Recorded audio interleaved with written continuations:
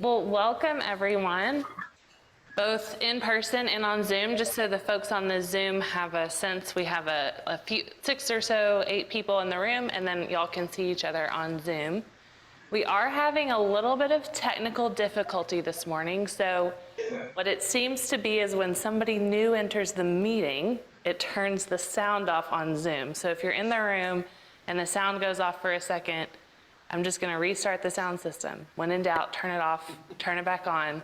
It will be recorded, and so the recording will be consistent on the far side. And it seems like that might have just happened again. Sam, can you say something? Hello. Yeah, okay, it just happened again. Hold, please.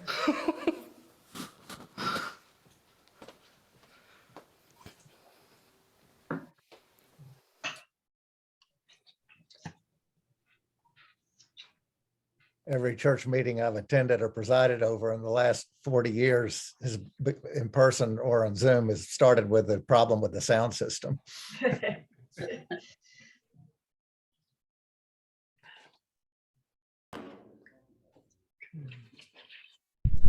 We'll hear some words. Yes, okay.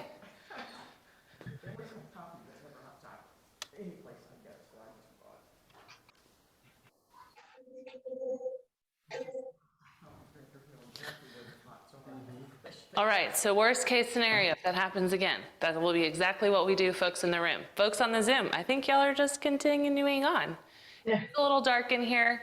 I know that I'm not super bright on the picture because we have the lights dimmed in the room because Chris Keller is joining us from Zoom because his granddaughter has come down with a stomach bug. So one thing we figured out is how to be together even in the face of contagion.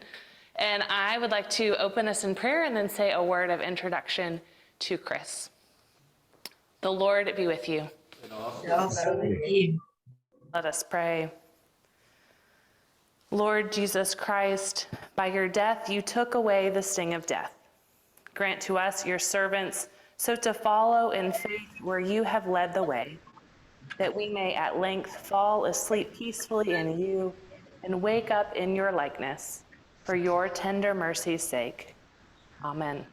Amen. Yeah.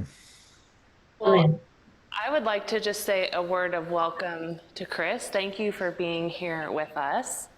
And my inspiration to invite Chris to come and share with us was hearing him speak at the literary festival about his new book, which, to be perfectly frank, my father's funeral sermon is one of the sermons in that book. And so I have personally experienced Chris's theological comfort in the face of death.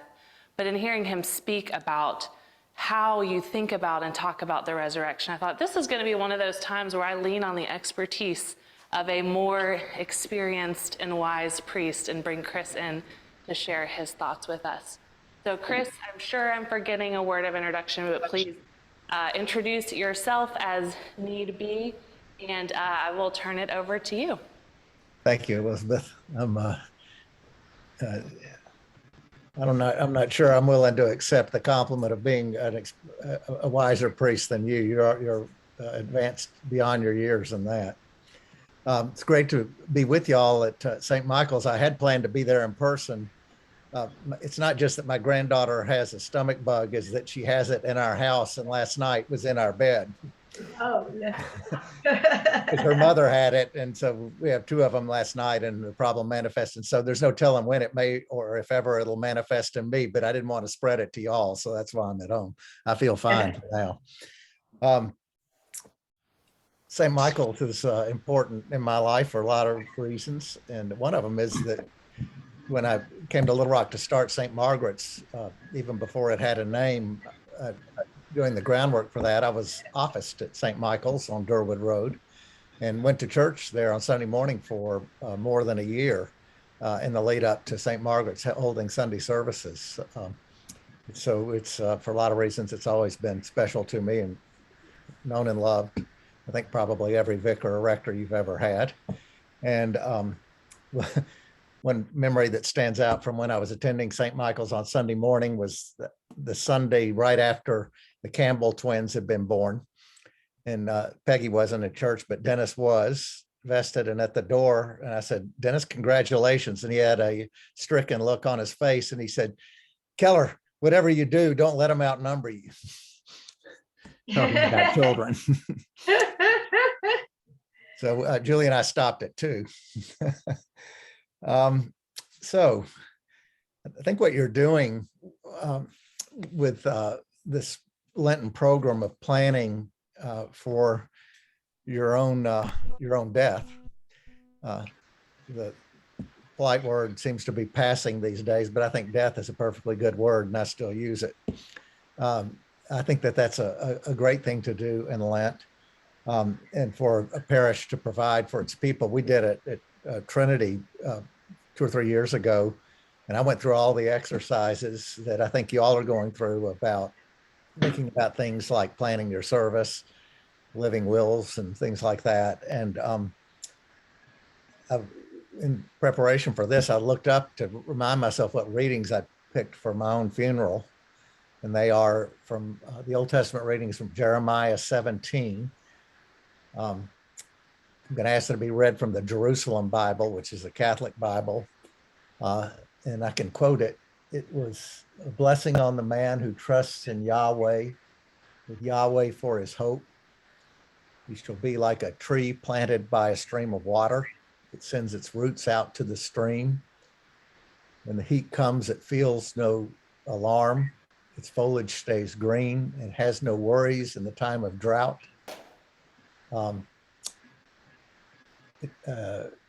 Well, I can't quite quote it exactly, but it's that. It's the image of the tree. And that was the image that was on my service booklet when I was ordained a priest.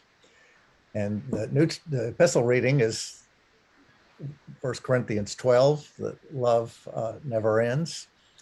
And the gospel reading is where the Simeon sings where he says the Nunc Dimittis, Lord, now lettest thou thy servant depart in peace according to thy word, for these eyes of mine have seen thy salvation, which you have prepared for all the people, light to enlighten the nations and the glory of your people Israel.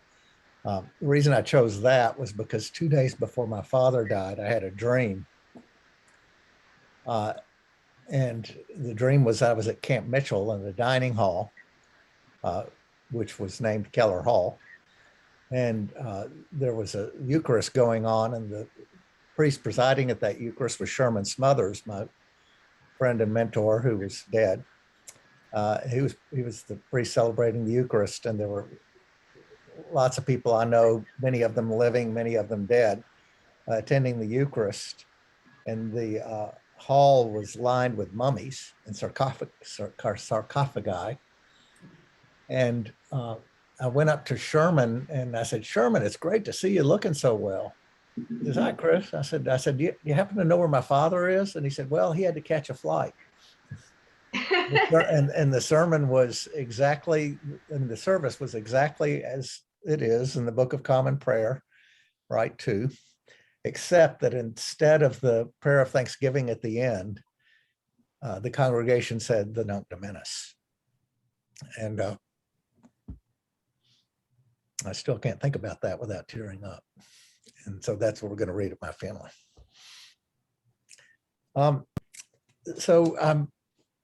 When Elizabeth asked me to kind of talk about some of the theology, the old definition of it is it's faith seeking understanding. So she asked me to speak, how does our faith understand the event of death and the resurrection of the dead? I thought that one way that might be good to do that would be by talking about the book that I produced in retirement, which is all on that issue. The book was a retirement project.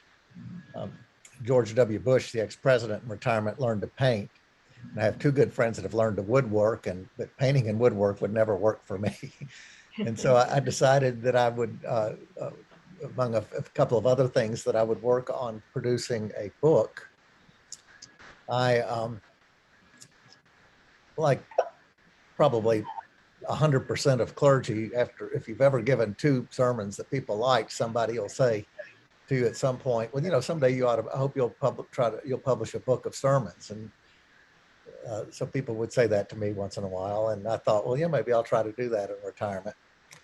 And so I retired on the day after my 65th birthday. My birthday was January 4th, 2020. Retired. The next day was my last service, and I went to Israel, which I'd never been to. And I came back from that.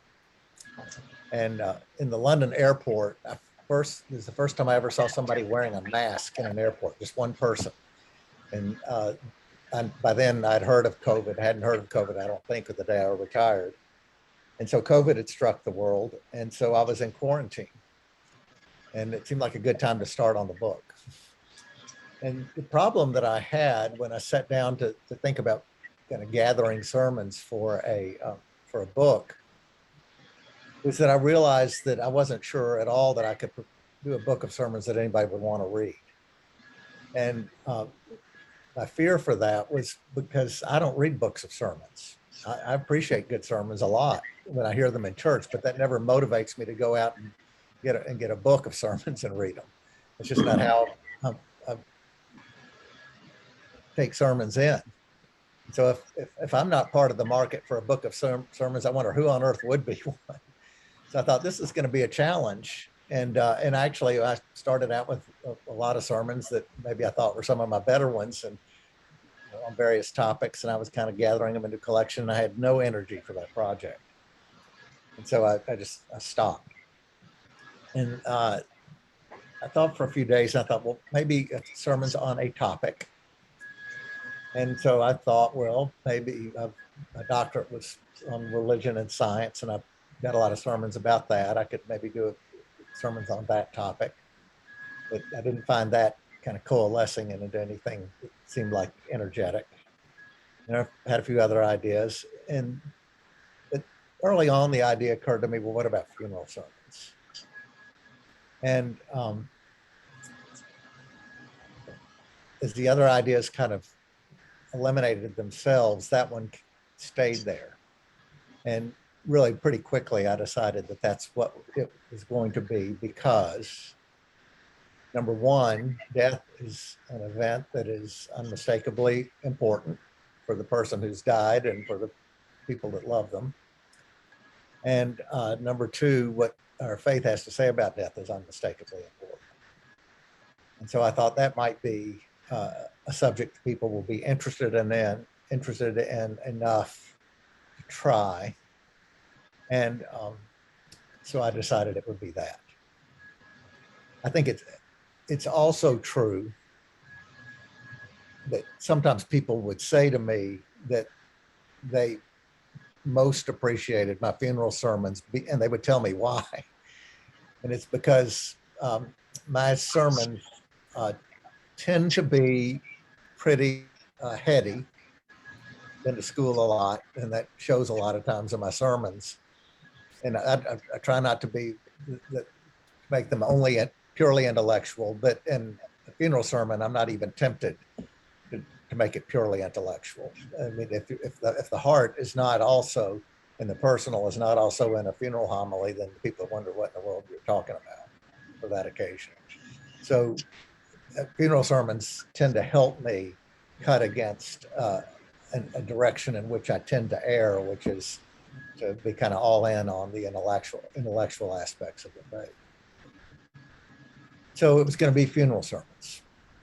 And then I realized that if it was going to be funeral sermons, it needed to be a short book.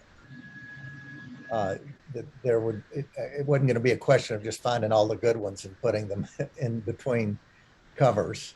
It needed to be short. And I decided that there would be just 12 in it. And so then it became a question of which 12. And I knew that the first one and the last one.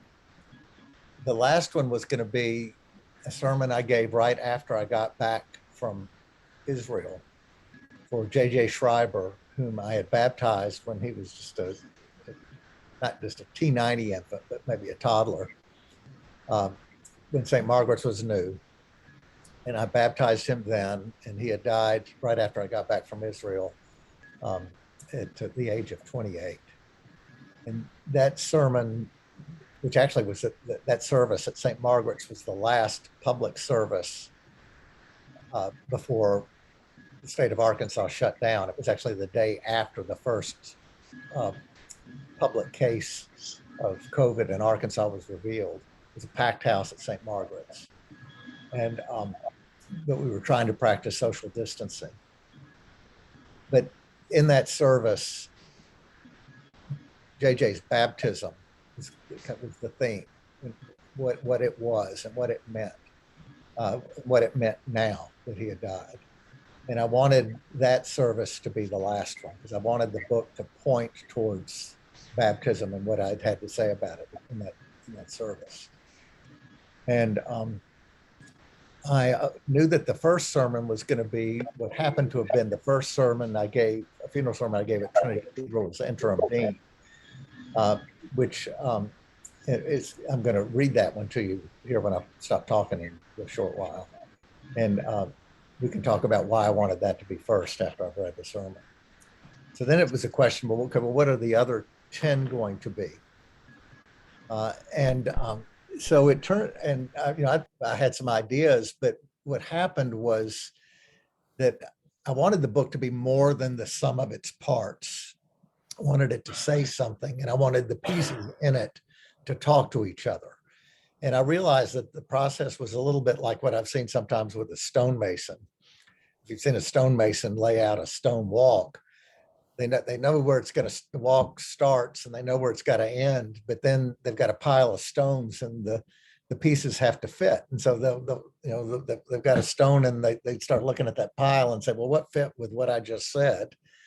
And what might fit with the one after that? And the stones have to talk to each other. And that's what happened with me. I would kind of find surprises in a sermon I'd use. I'd see something and it would remind me of something that I might have said, or an image I'd used, or a theme that I wanted to follow up on that was in another sermon. And it's kind of piece by piece, I got to that. So it's not a greatest hits collection.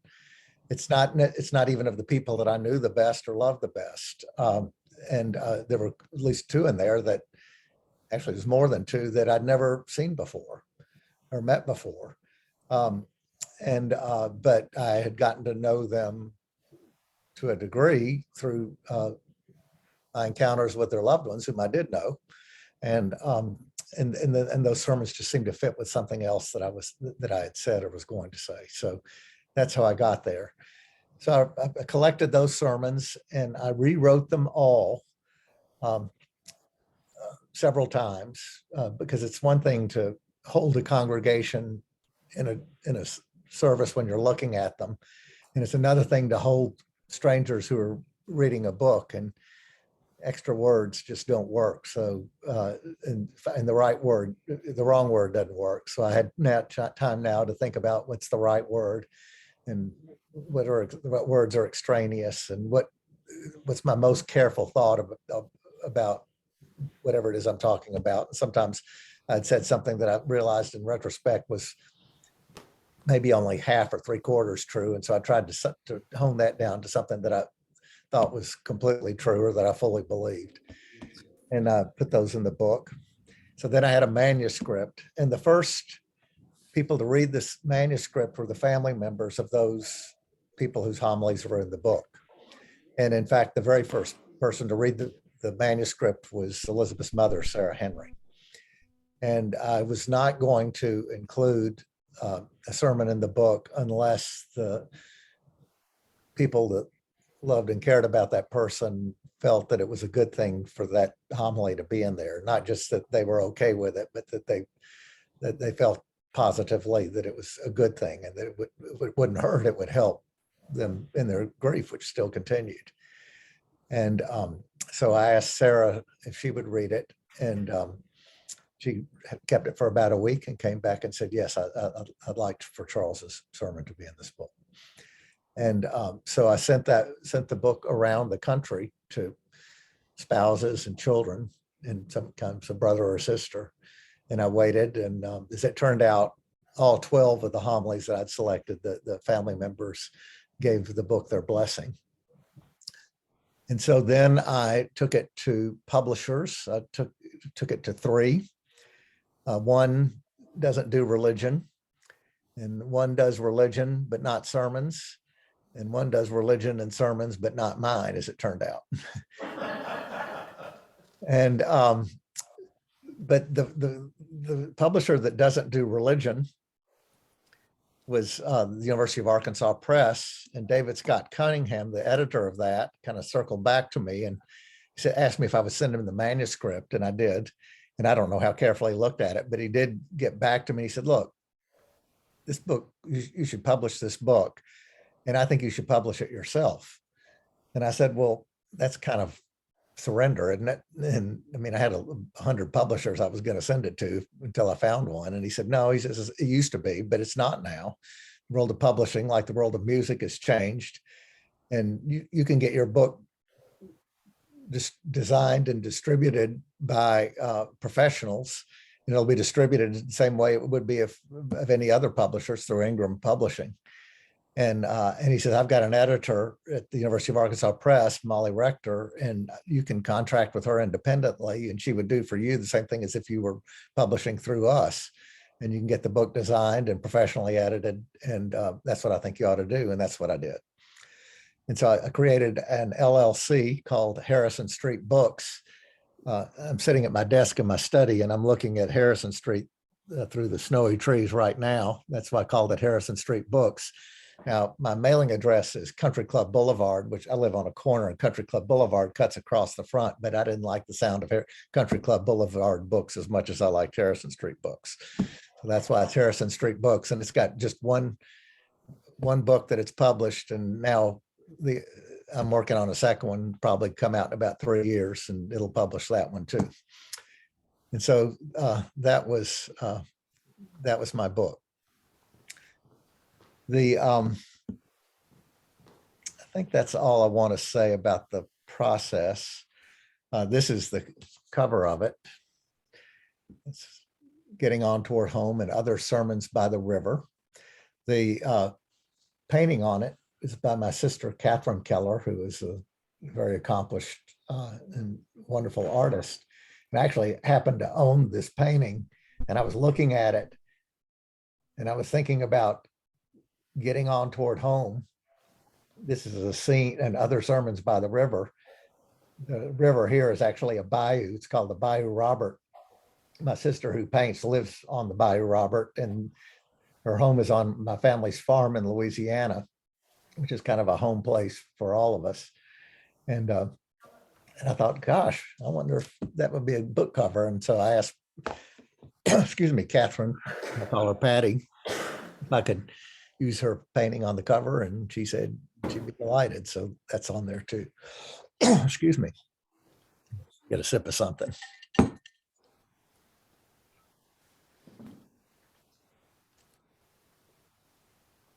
If you want to buy the book, you can buy it at Wordsworth's Books. The hardbacks are $22. It might have gone up to $25 with inflation. And there's a paperback for $12, and I don't think it has gone up. So I'm going to read you the first sermon in the book. It's for Harry Charles Irwin. And I was interim dean at Trinity. And I just started in January, and it was an early day in February. Mr. Irwin died. I'd never met him. He was a member of the cathedral, but he'd been sick. And so I hadn't known him, but I'd known his daughter-in-law, Terry, since high school, and known his son, Chuck, for my adult years in Little Rock. And they called me to tell me that Mr. Irwin had died, and I went out to see him, and we started planning the service. And it was one of those, let's say it was a Monday. I'm not sure what day it was. And they were thinking Thursday. And we checked the weather, and sleet was expected on Thursday. And so, like 70% chance. And so it was one of those situations where, do you do the service on the day you want to have it, or do you try to steer around the weather? And they ultimately made the decision to go ahead and do it, but the weather wasn't supposed to get bad until that afternoon.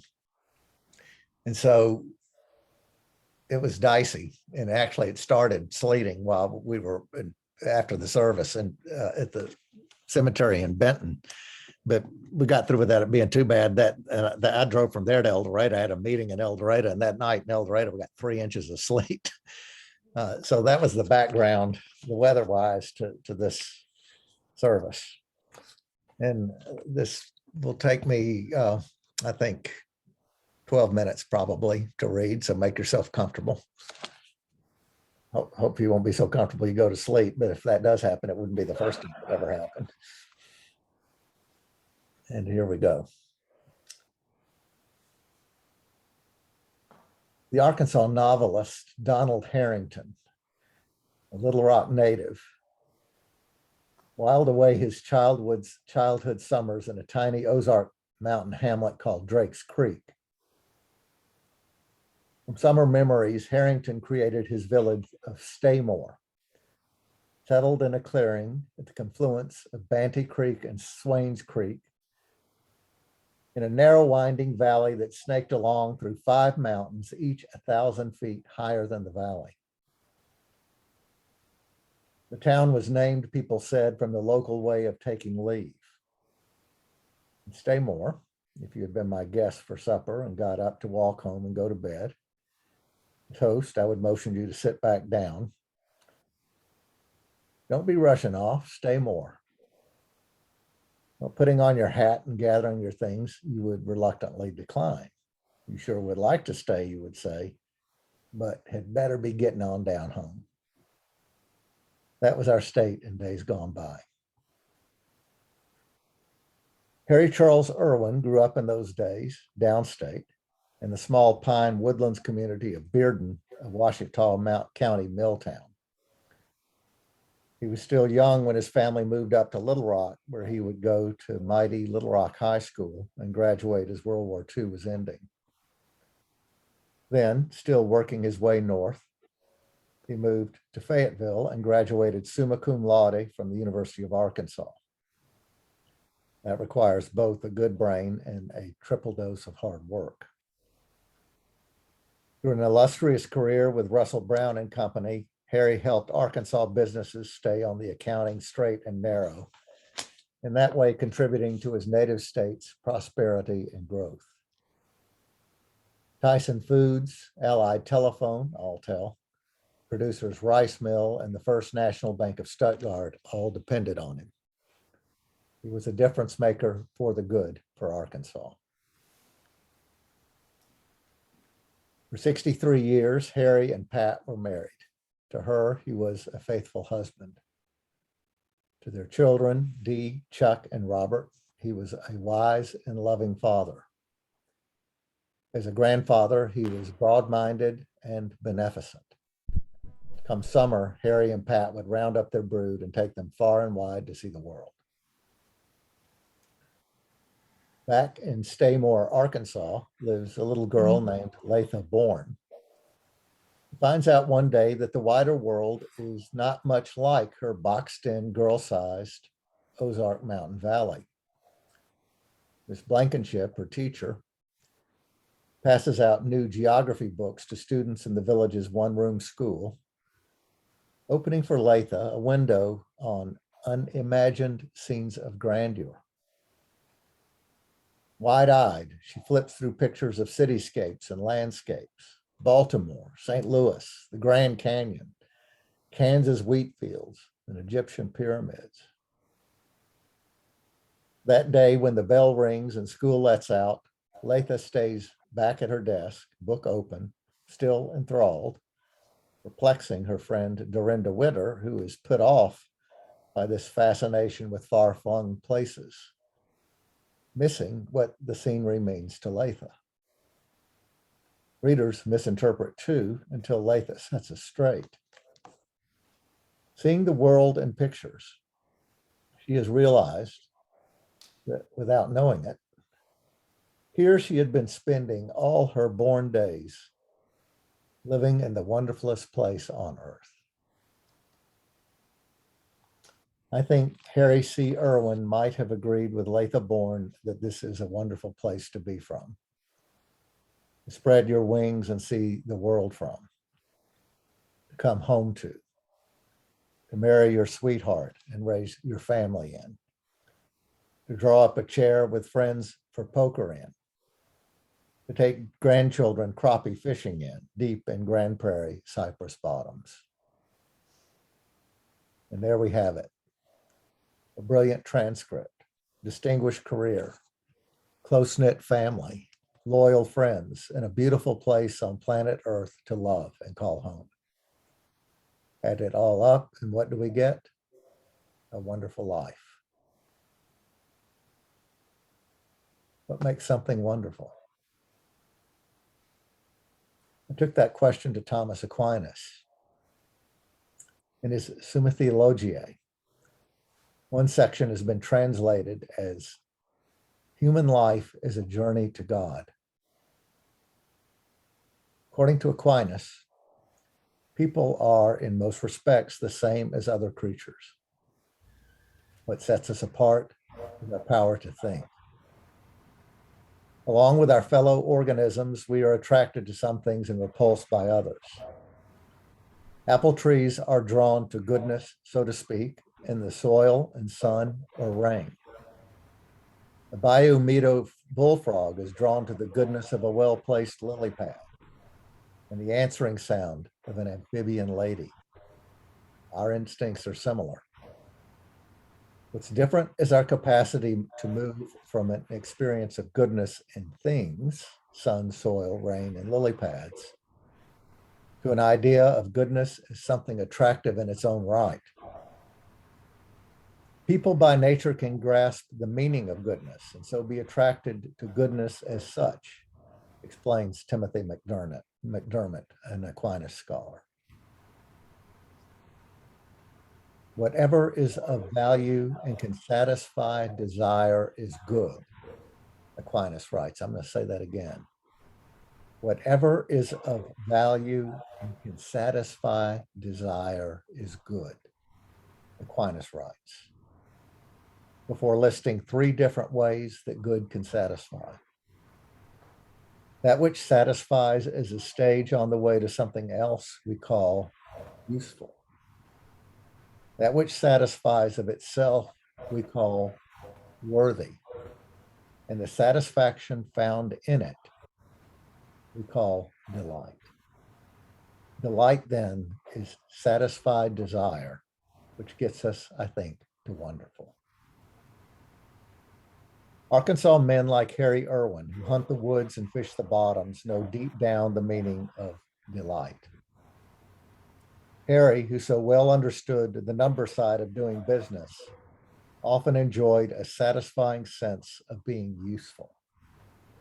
And he was worthy as a loving husband, friend, and father. And now some problems. The vexation on this journey is that bad things shadow good.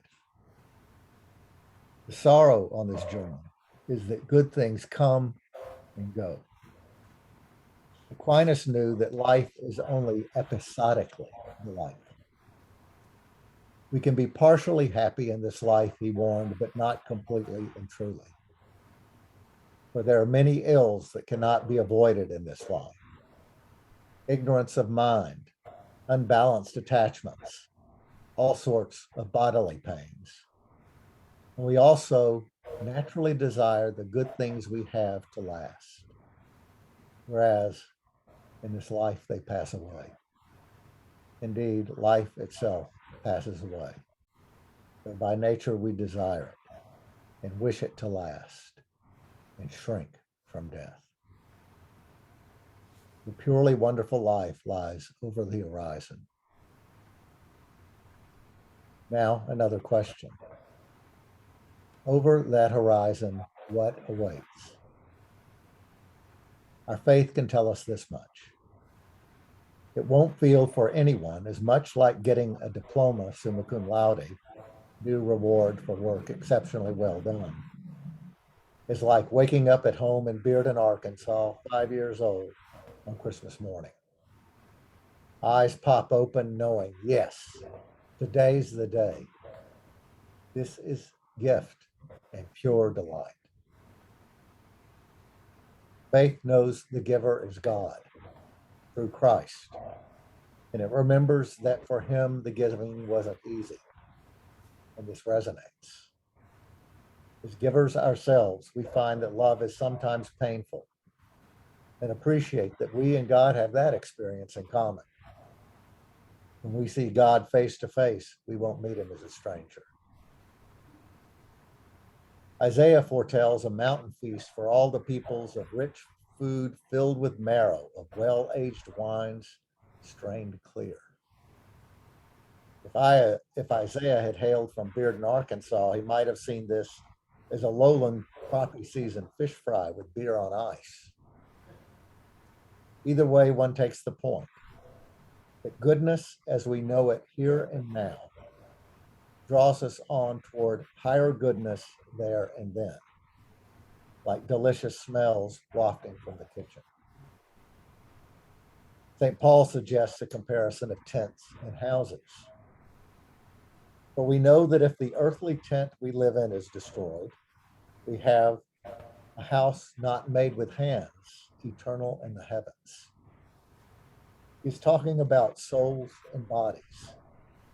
We know tents as flimsy and well-built houses as secure. By analogy, we can roughly estimate the expected change from life now to life eternal in the heavens. We can imagine Harry Irwin now altered to the good by that close enough for horseshoes measure. You would know him when you saw him, but would be amazed and delighted.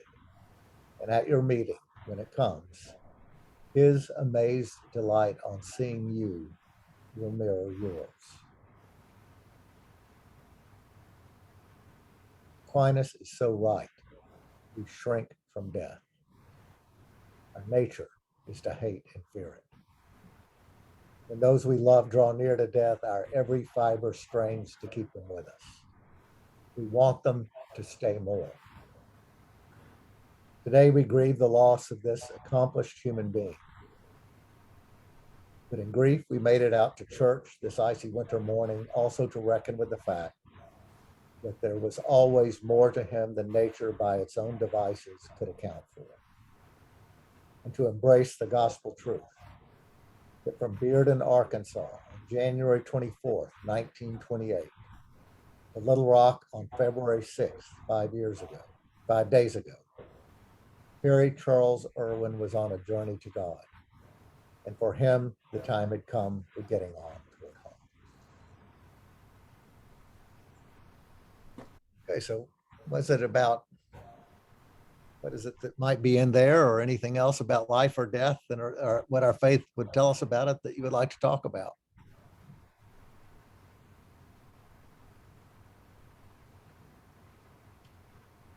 Hey, Chris, it's Dawn. Hey. Hey, it's good to see you. So what are your thoughts on if we have human bodies after death? You know, it's interesting that's one of the things that Paul, I mean, in Marilyn Robinson's novel, Gilead, which I refer to in a couple of my sermons in the book, these two old ministers talk a fair amount about heaven, but they start their talk by, they're Calvinists, they're Presbyterians or Reformed or something, and they say, you know, Calvin said, you know, you shouldn't even speculate too much about it. We shouldn't speculate about things the Lord hasn't seen fit to reveal to us yet. But actually, that is one of the things that the Bible does speak about. And in Corinthians, that's where that tent analogy comes from. You know, somebody's raised to Paul the objection that, you know, that the resurrection is impossible, and, you know, there are several problems with it, and like, what kind of body would we have? And that's when he talks about tents and houses.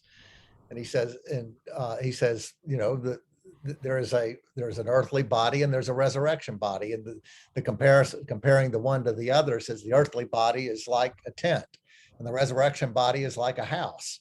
So that's the difference. It's not less, it's more. And Paul is saying that based on his experience of having witnessed the glorified Christ. And so by that analogy, you see yourself as you are, but where you are now as a tent and what you will be as a house. So that's the Bible's view of it, and I don't think I can improve on it.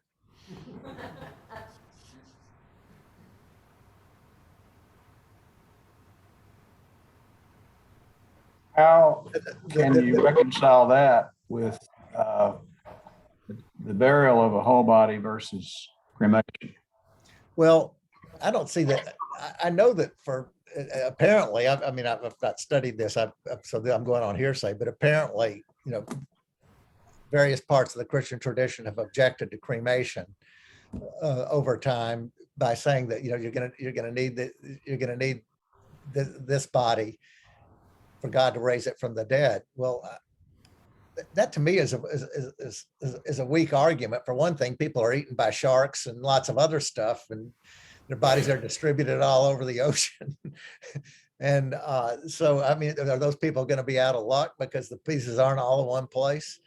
And I don't know that having deteriorating flesh and bones in a casket is any different from having carbon in a box. If God needed this material to create a resurrection body, then I think we'd all be out of luck. And the whole proclamation of resurrection in the New Testament is based on the resurrection of Christ, and it is the only parallel event. I'm going from Karl Barth here. Karl Barth said that there are two sui generis events discussed in the Bible. I mean, sui generis means one of a kind, not like anything else. And the first one is the creation itself. In the beginning was the word that God said, let there be light. That's a one of a kind event. There's nothing like creation from nothing. But the other sui generis event is the resurrection of Christ from the dead. There's nothing like it. It is the same power that God used to create something from nothing, and the creation of reality itself is the power by which God raised Christ from the dead, and is the same power in which our resurrection hope is placed. It's not a continuation. It is a new start, but it is still us in that new start. That all sounds very literal, but that's how I mean it.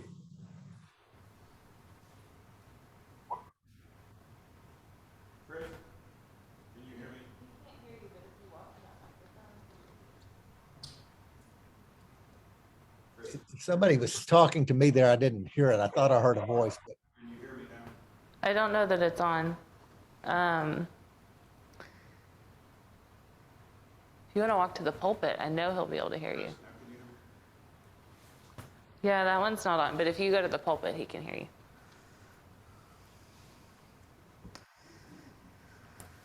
Why is that one not on?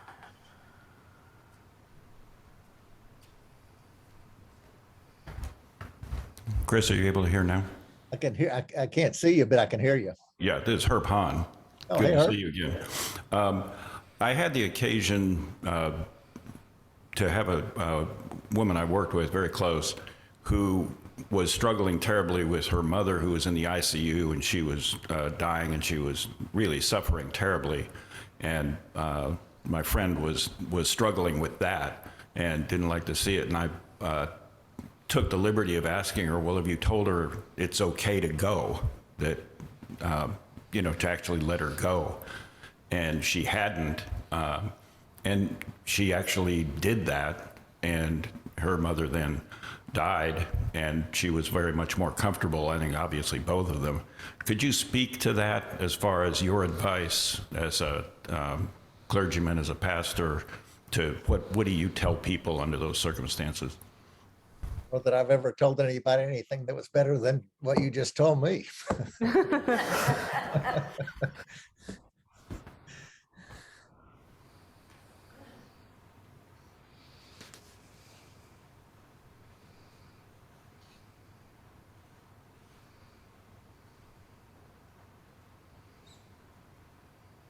Chris, I know that you said JJ's sermon for his funeral was the Louise last, is off again. and Oh, can you hear Hang me, on just a Chris? second, Dawn. Let them get Oh, connected again. Oh, gotcha.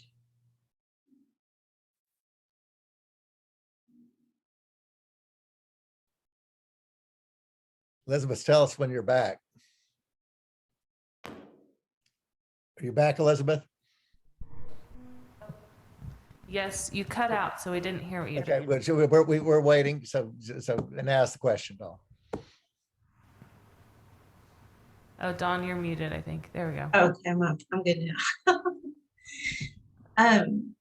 JJ's sermon was the last one Yeah. that you included in the book. He talked about it pointing toward baptism. Uh-huh. Would you talk more about that? Yeah. That was a hard day. Oh, it was very hard. There are two ways that it points the book towards baptism. One, I mean, the baptism service is it's based on the analogy of Christ's death and resurrection. To analogy, baptism is an analogy to Christ's death and resurrection. It's in this world, it's kind of on the horizontal plane. It's a dying and rising again, and that language is all through the service. Now, it's not saying that Christ's death and resurrection is our coming to faith.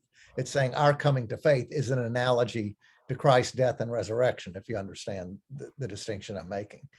And so the language is all, and so through our baptism, we die with Christ and we are raised with him, even in this life, and then into eternity. So the baptism is a proclamation of Christ's victory over death and our participation in it. And so the fact that I had a pastoral relationship with JJ at his baptism and now was doing his funeral, I wanted to recall that moment when in his life from nearly 30 years ago when we had done that, where he was already raised then, and death was his continuation of that. And so baptism points to the truth and the reality of the resurrection vividly and explicitly. The other way that the book points to that is that to all those things I've just said are said in faith. And faith is not completely blind. There's a lot of reason in faith, and there's a lot of evidence for faith. So we're not just in the dark when we say that we're in faith, but there's a decision to be made about faith. And we do choose it ultimately or not. There are other ways of looking at the world, and the kind of the moment of truth about faith is when we kind of stand ourselves where Peter and the other disciples did, and Jesus says, "Well, who do you say that I am?" And so faith ultimately comes down to our saying, "Well, I think you're the Christ," like Peter did. And so the book, in a way, is raising the question of faith all the way through. Man, I mean, when I wrote the sermons, that's not what I was necessarily doing, but the book itself does do that, and it addresses questions in faith. And I think that there's no telling where any individual person is going to come out after reading that book. But I can tell you an example of the kind of thing that I hoped and prayed would happen for some people. So this is to kind of get a little bit off track, but I'm answering your question still, I promise you, Don. This book is not going to be a bestseller, and I'm not even doing very much to promote it.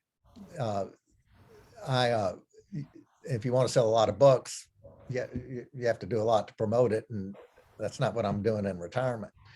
But one thing I am doing is that I've used the book as an occasion to reach out to a lot of people that have been important in my life that I've lost touch with through the years, because I've not been good at keeping in touch with people that are important to me. And so going back to college roommates or even longer, I've sent the book to people just and written them letters saying, "Hey, just here I am, still think about you, still care about you. by the way I've written this book just gives you a little bit of a sense of what I've been up to. And so, and it's put me in touch with some really old friends. And I got a letter from one of them, and she said that she realized at the end of it, and she's that something was missing in her life, and it was faith. And that I knew that was going to happen with some people. And the book, in a way, kind of points to that, and in JJ's sermon, you may remember, Don, if you were there, this would have terribly risky and probably irresponsibly risky if I didn't know the people that I was talking to. But at the end of that sermon, I actually repeated the baptismal vows that JJ's parents had made when he was a baby. Do you turn to Jesus Christ and accept him as your savior? And I looked at Cindy and Richard, JJ's parents, and I said, is that still your answer? And they said, we do. Do you put your whole trust in his grace and love? And they said, we do. Will you follow and serve and obey him, follow and obey him as your Lord? And they said, we do. I knew what they were going to say. And I knew that, I mean, that wasn't contrived. It was because I knew them. But at the moment that the person that was most important to them in the world, they had lost him visibly. They affirmed the same faith that they had that they affirmed when he was baptism, and it was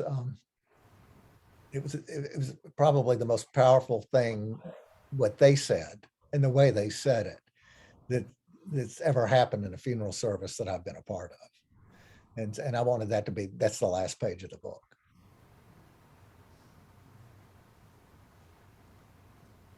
Thank Thank you. you, Chris. That also feels like a good last word with us and for us today. Oh, you can barely see the top of my head. Gotcha.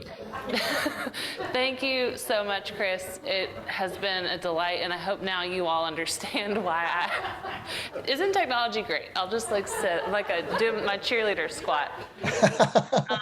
No, it's okay. You have to use an app, Dana. It's okay. So we're going to take a little break. I'm going to try to troubleshoot some of the technology in here, and we'll gather back at 11 for Louise. And please join me in thanking Chris for being here. Thank you all for having me. It's been great to be with you, and I've got to go see what's going on with Rosie now. See how she's doing. Stay healthy. Bye-bye. Bye.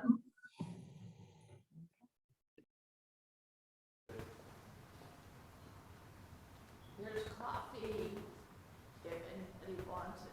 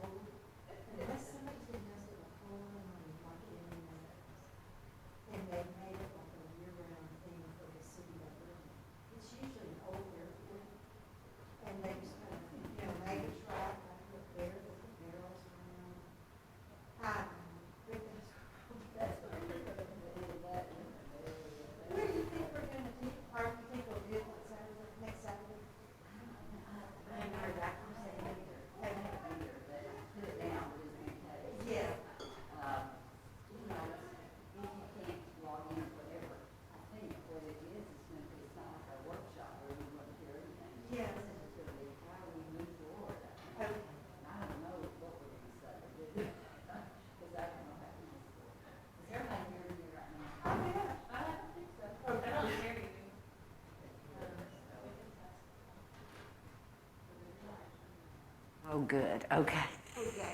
Yeah, we were having a conversation. Should I turn it back on? Yeah. Ooh, yeah. Yeah, I'm just waiting for the moment I have on my mic, because we found out that it picks up all the way to the bathroom. So, every time I walk in the bathroom, okay. It's just a matter of time. You had such a great humor about all of this. There's all that's all I do. That's good. What's the choice? If you are at home, if you want to go ahead, I can't tell if you're back except for Harold. I see Bill making coffee. But go ahead and make your way back, and I guess the crew in the hallway will make their way too. Let me go grab them. Hi, Louise. What? Hi, Louise. We're gonna. Hello.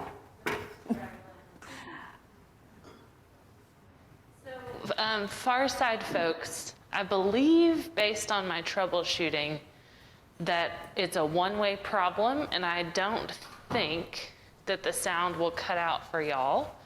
But if it does, wave or say something if all of a sudden you can't hear Louise, and we'll turn the sound off and turn it back on, because that's the technology fix. So, not permanent.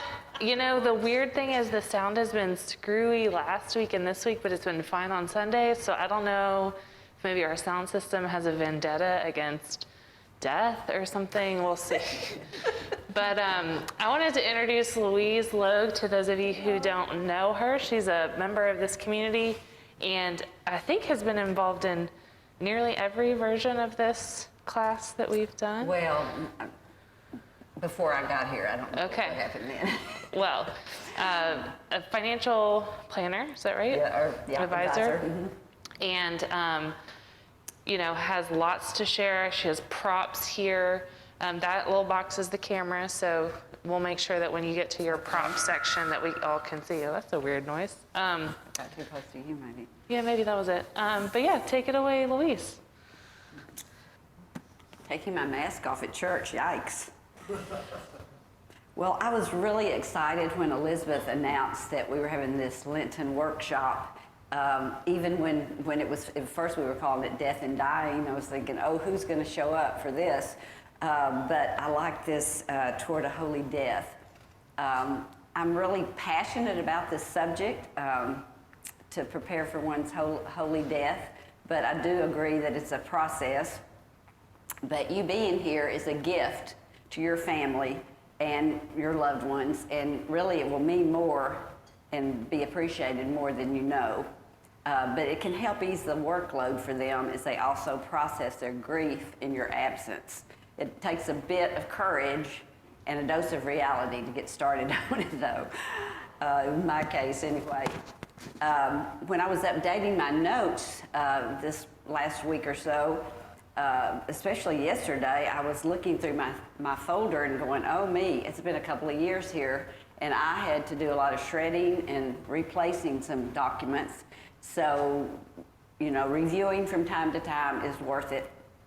But I was kind of surprised that I had let that get kind of out of focus. But wherever you are in your process, and Elizabeth said this last week, that this is just a matter of rolling the ball forward a little bit further. So wherever you are, congratulations for being here and for doing this. I've gathered this information for many years. I've been in the business about 24 years. And so my list is not something I learned when I was training for my job.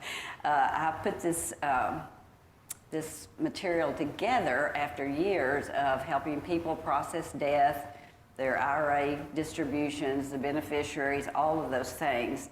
And it is it can be very complicated, and it can be very stressful. The people that I mention are anonymous. Actually, they've told me that I can tell their story, but it's just an example of how important this work is. But you've probably had the experience, but you wouldn't believe what can happen when someone dies. There's a lot of things, crazy things that happen if you're not prepared, if the family's not prepared. The first story is a true story about one of my dear friends. She also happened to be a client of mine, and this was before I actually had my list. I started making this list after her events that happened in her life, but she and her husband lived in North Arkansas, and the doctors told them to come down to UAMS to get some tests for him. And so they got there, and they just packed their bags for the day. They didn't think they were going to spend the night, and they got there, and UAMS said, "You can't leave. We've got to check you in. You're very sick." And so he had to stay. And so the first thing they asked him for was his living will. And he was like, "I don't have my living will." And so I asked his wife, what lawyer did y'all use when you did your will? They couldn't remember. And so they were down here in Little Rock. They lived in North Arkansas. It wasn't like they could run home and go dig through their papers. And even if they did, they didn't have a folder of papers. And so it was very stressful. And there wasn't really, it would be in my case if I said, I got really sick tomorrow, and I said, "Oh yeah, I have all my documents. Let's see, they're in that drawer, and they're over there, and go back in the kitchen to get the key." And so they couldn't really assign a friend or anyone to go in their house and look for this stuff because it wasn't orderly.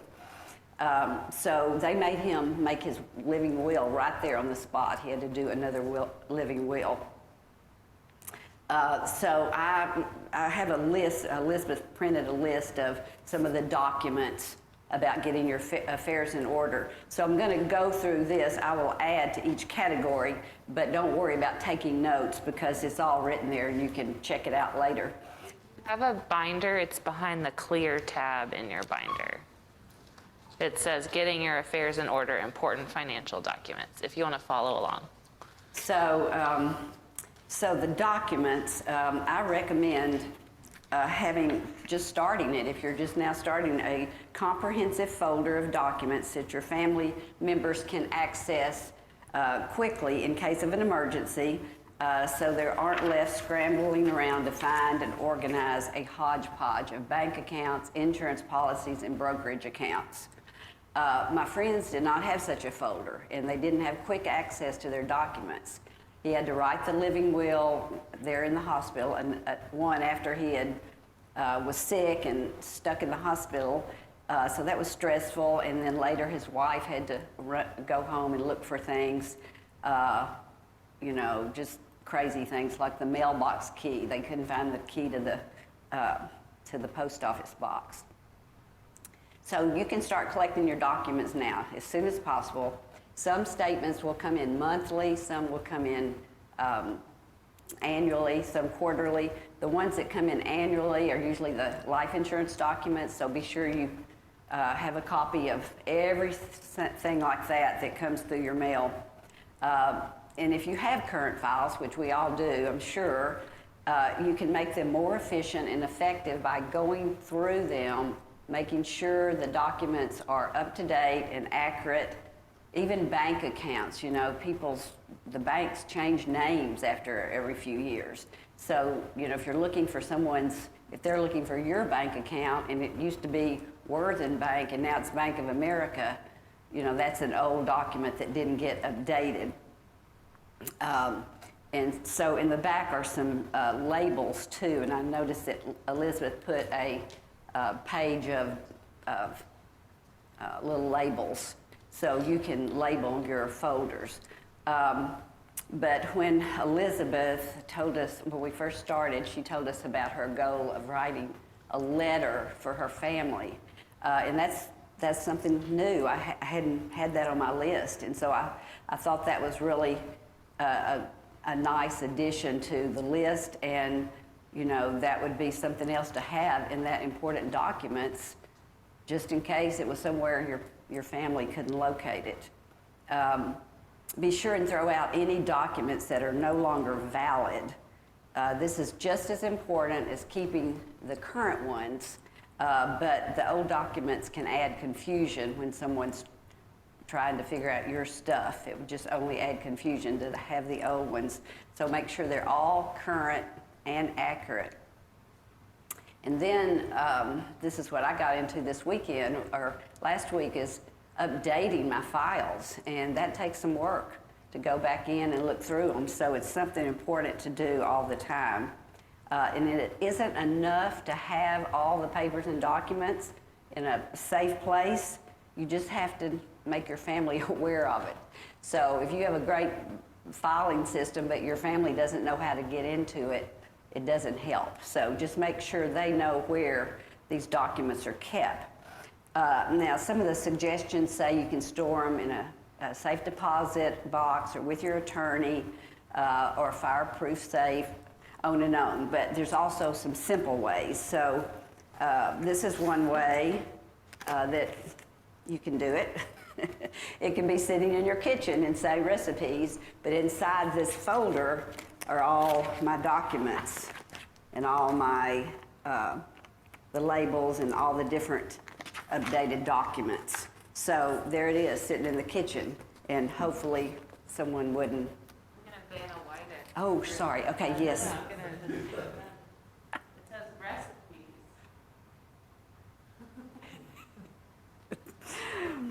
Of course, we have the one that Elizabeth made, which is perfect, and after we get through, if you wanted to put some other cover here, well, that looks spiritual, so I don't think anyone would come in your house and say, oh, there's all their documents, that looks spiritual, but this is a great way to organize just in a binder, because you can take it out and put it back in, and that works just as well. And then here, whoop, here is just a regular box from Hobby Lobby. So it's big and flat.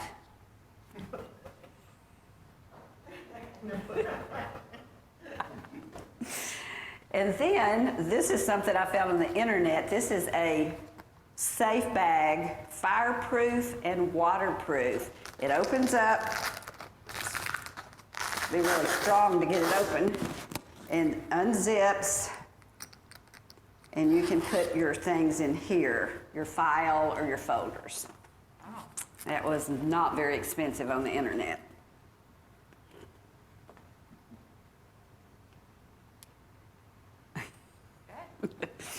Well, personally, I don't keep any of my documents in a lockbox. That's just me, because if you need to update them, then that means you got to go to the bank, get your box out, take it home, take your stuff home, work on it, bring it back. And I just wouldn't do it. That would be in my big pile of things that I started to do and didn't do. And if someone dies, say they die on a Friday and it's a 3-day weekend, you know, you're going to be planning our funeral. They'll be planning our funeral without our notes.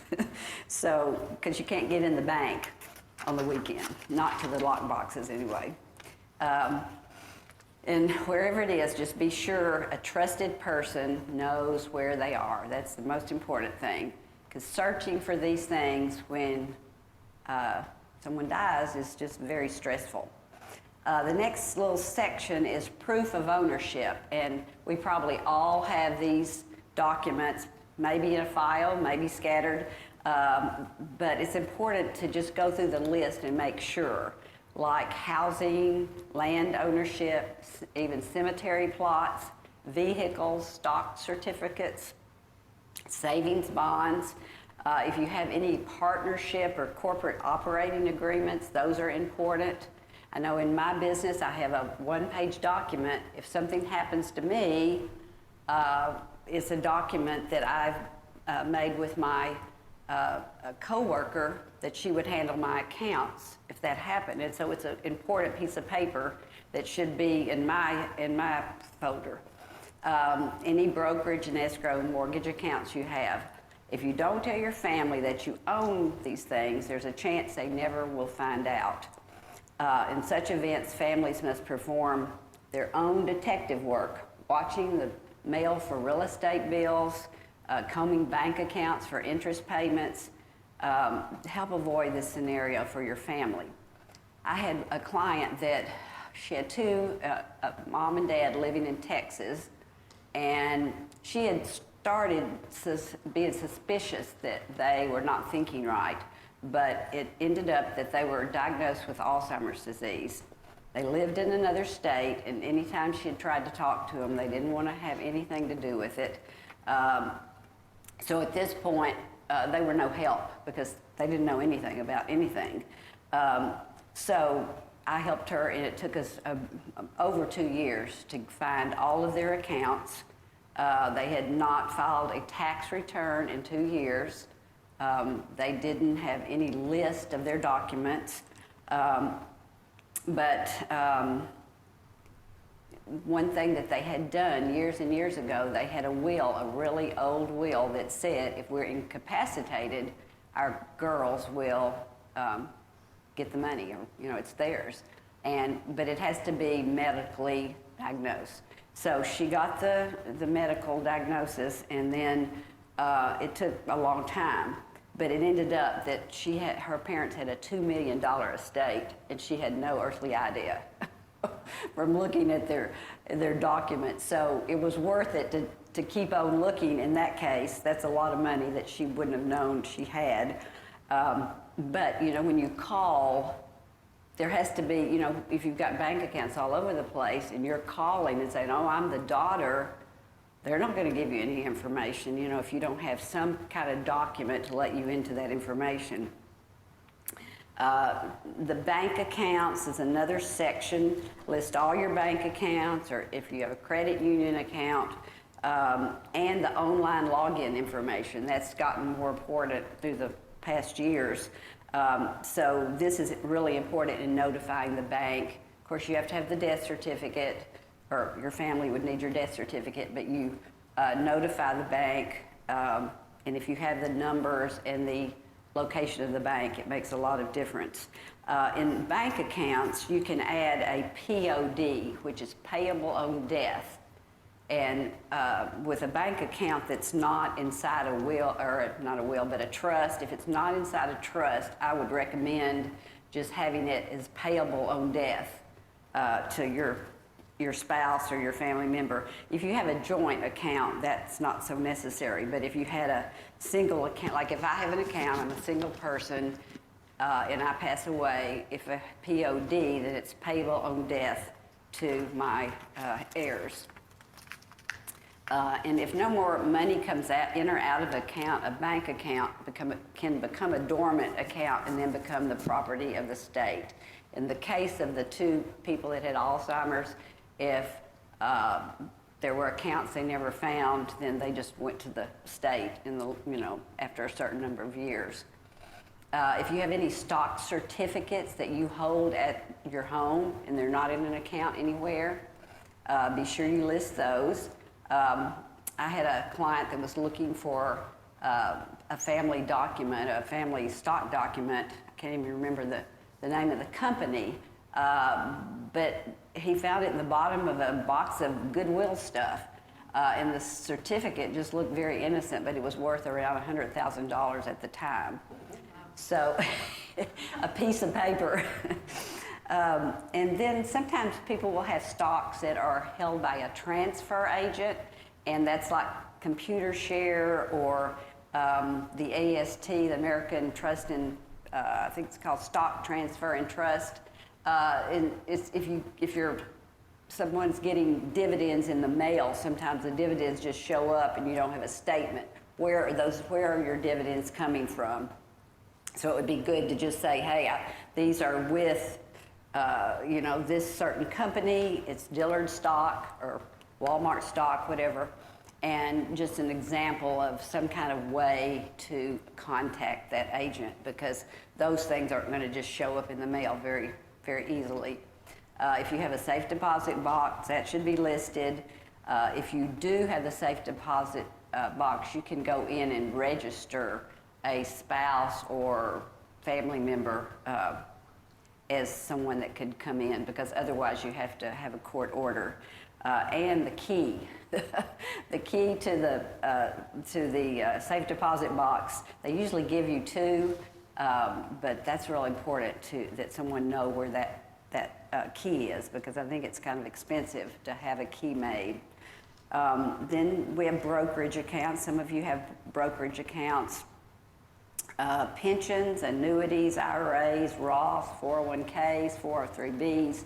A lot of times people will leave a job and they leave their investment there, like their 401k, and they go to another job. They get another 401k and they go somewhere else. So a lot of times there's these little pieces of retirement accounts that I know people right now that still have those spread out. So I would highly recommend consolidating those. You can put them all in one IRA or in one bank account or in one brokerage firm, but don't leave too many of those things out there, because those are hard to track after your death. Take the time to review all of those old accounts you have and check your beneficiaries. Remember, my daughter got married and had 2 kids, and we happened to look at the beneficiaries on her husband's, at the time, her husband, and he had a sister as the beneficiary. Well, you'd think, well, the sister would say, oh, you're married now, blah, blah, blah, but it doesn't always happen that way. So you want to make sure there's no family issues that could get in the way, because money changes everything in the best of families. So just review that from time to time, because there's deaths, there's divorce, there's marriage, there's a lot of things, other life events that change who you would want to have as your beneficiary. The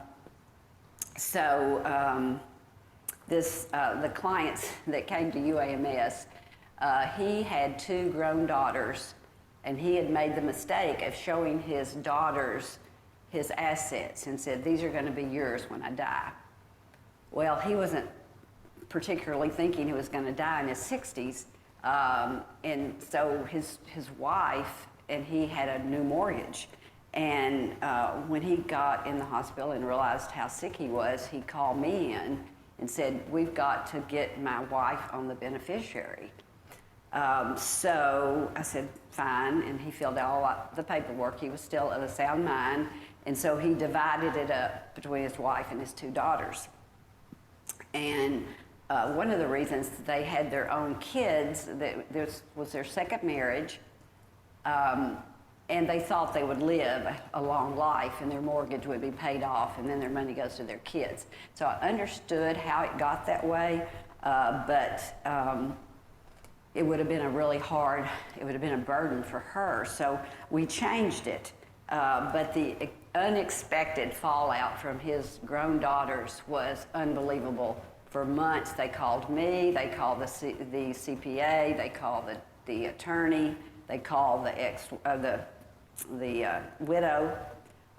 So it would have just been easier if he had it set up a little bit better in the front end. But you don't know that, you just don't know it. That's why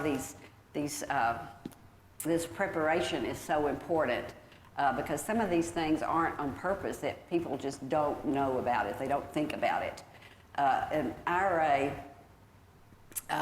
if you have a non-IRA at a brokerage account, not a bank, they call it the TOD there, and that's transfer on death. So same thing with a bank account. You want to be sure you have someone else as the beneficiary, or a person that would be transferred to at your death. An IRA is considered dormant or unclaimed if no withdrawal has been made by age 72, or if you turn 70 and a half before 2020. They changed that rule. There's an organization called the National Association of Unclaimed Property Administrators. It's NAUPA, and they say that tens of millions of dollars of workers fail to roll over their 401ks. And there's a place you can go, and you might want to write this down. I don't know if I had it in the notes, but it's called unclaimed.org. And you can look for unclaimed pensions, 401ks, IRAs that were never claimed. It's called unclaimed.org. once again, take the time now and roll over all these assets if you have them out anywhere. And these are all things that you can share with your family and friends. You know, these are all ideas that everybody needs to think about because we are going to die. Copies of life insurance policies. This is really, really important because it's really hard to track a life insurance policy if you don't have the policy or the policy number, the policy holder. And if you have any kind of insurance policy that's been granted by an employer that's still with them even after you're retired, those get missed often. State treasuries all over the United States are holding millions in life insurance related payments that have gone unclaimed. It's just hard to believe but that happens that often, but it evidently does. Often a spouse will discover, as their spouse dies and they discover a insurance policy that looks like it was for their ex. And that causes a lot of angst and worry, and you have to figure out, is this real or not? So if there's any policy that's not valid anymore, be sure and destroy it. And that's another place that you've got to update beneficiaries, and the insurance policies or insurance companies, you can call them and ask them, what is my beneficiary? Because maybe you put it on there 20 years ago. There's a family I know right now that cannot find they know there's a life insurance policy, they can't find it, they don't know the number, they don't know the company, and it's quite a bit of money. But so far they haven't been able to locate it. So be sure to keep all your documents in order. The financial consequences of failing to keep your things in order can be very significant for your family. Loans and debts, and I didn't have this in there, I thought of this last night. Under loans and debts should be credit cards as well. Any credit card company you have, even if you don't have anything charged on it, they need to know that is something that's out there. And for myself, I have just tried to cut down my number of credit cards. We had the Dave Ramsey class here at this church a couple of years ago, and part of it was for us to bring our credit cards and shred them together. And it was great. So just don't have too many of those out there that people would have to worry about. Personal debts you have or business debts, you just don't want to surprise your family with, oh gosh, we owe this person $25,000. Tax returns, I was going to say that if you have a trust or a will, it generally covers what to do with any creditors or anything like that.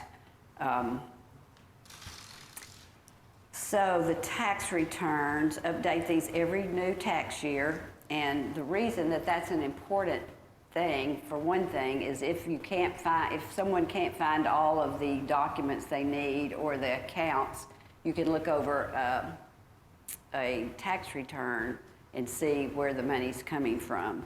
The other thing is when you die, someone has to file your final tax return. And so that would be nice to have a copy of the most current tax return. I think passwords maybe are next. We all know how important this is. It can be a miss if no one knows your passwords. So this is a list that is definitely necessary to keep updated and protected, of course.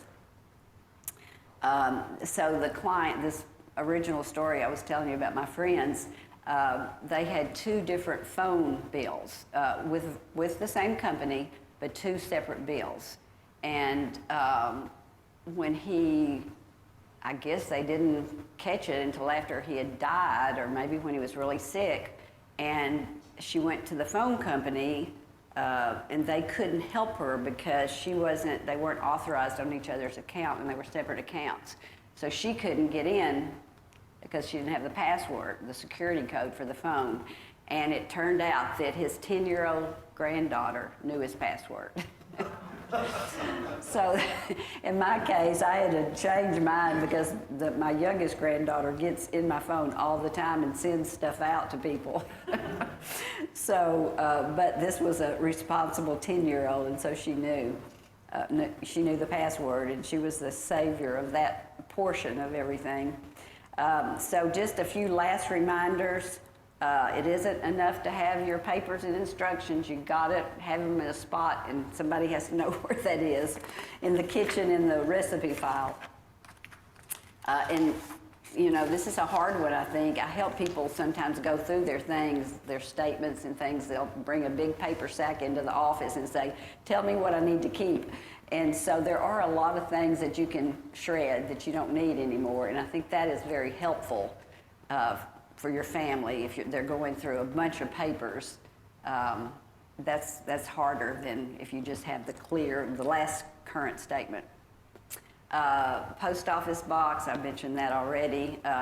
And in your folder, you might include the card of your CPA, your financial person, your banking person, your lawyer, medical, whatever, just any kind of, your priest, those phone numbers.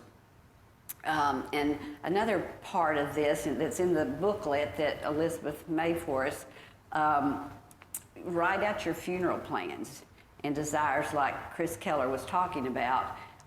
He even had his scriptures that he wanted read. This is a great help to your family as they're trying to plan your service. And it's also a relief to know, oh, this is what Mom wanted, or this is the way it should be. My father was in his late 80s before he died, but he had his obituary written out. He was afraid we were going to forget something that he had in his lifetime and accomplished. But that was so handy because my mom had died and I'd lost two brothers, and they die, and then all of a sudden you have to have an obituary, you have to, call this people, do this. And if you had that part established, oh, this is what they want us to sing, this is what they want us to do, I think that is huge for people, because that stress of that time when somebody dies it's a very stressful time. So I'll just close, and remember, this is a gift you are giving to your family and your loved ones. Prepare it with love and care for them. They will thank you for it, maybe even before you die. And if anybody has any questions, please feel free to ask them now, or you can contact me later.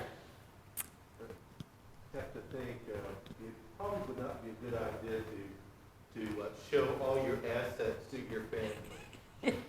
Well, if they're young and materialistic, especially. Yeah, Ron said maybe don't show all your assets to your family. Well, I want to give maybe a little bit of time for Louise to answer questions later, but I am mindful of the time and want to let folks go if they have other plans. But just to touch base on where we are in this series, so we have a 2-week break, and we'll meet again on the 26th. And so now is the time to do your homework, your thing that you said you wanted to do. Do it in the next 2 weeks. On the 26th, we'll go through some of those liturgical decisions. I'll speak about kind of what Herb was saying, how do we say goodbye well at the time of death? And then if you have something you want witnessed or you need signed, we can do that together. Most of the time, if you have, for the medical forms, you need 2 unrelated witnesses, and so we can sign those things together. But that's kind of where we're going, and so we'll revisit any questions, anything else we want to talk about on the 26th. But go in peace if you want to go. If you want to stay and ask Louise questions, do that too. I